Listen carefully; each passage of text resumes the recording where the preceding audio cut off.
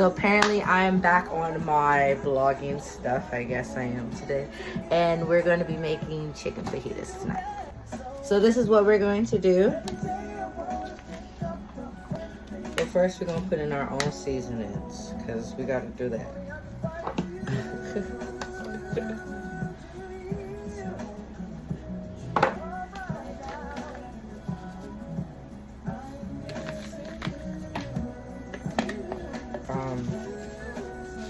With our so this fajita blend is here,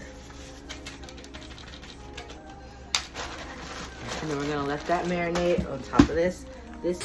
So I'm just like stirring it around, letting it, you know, cook.